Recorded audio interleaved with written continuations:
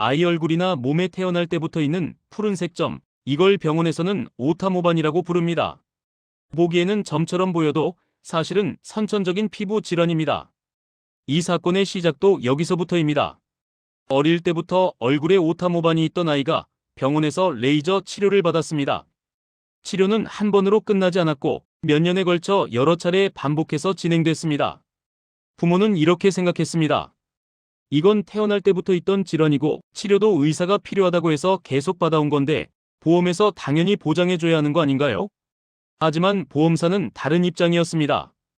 이 치료는 미용 목적에 가깝고 계속 치료할 필요가 있는 수술이라고 보긴 어렵다.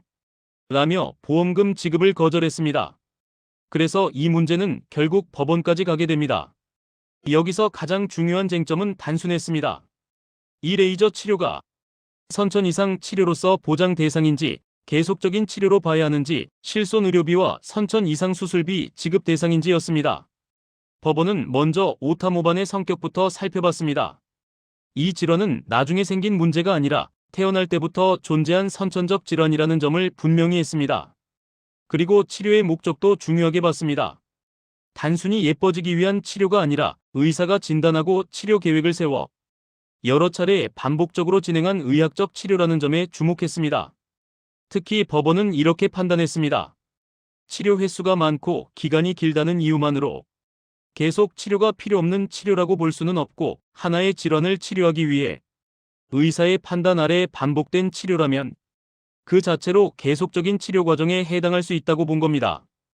결국 법원은 이 레이저 치료가 선천 이상에 대한 치료에 해당하고 보험 약관에서 정한 조건을 충족한다면 선천 이상 수술비와 실손 의료비를 지급해야 한다고 판단했습니다. 이 판결이 주는 메시지는 분명합니다. 치료가 여러 번 이루어졌다고 해서 또 레이저 치료라고 해서 무조건 미용 치료가 되는 건 아니라는 점입니다.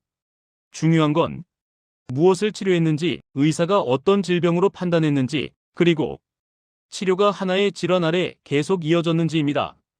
혹시 비슷한 상황에 있다면 치료 기록과 진단 내용이 보험 판단에서 얼마나 중요한지 꼭 기억해 두셔야 합니다. 영상이 도움이 되셨다면 좋아요, 알림 설정, 구독 부탁드려요.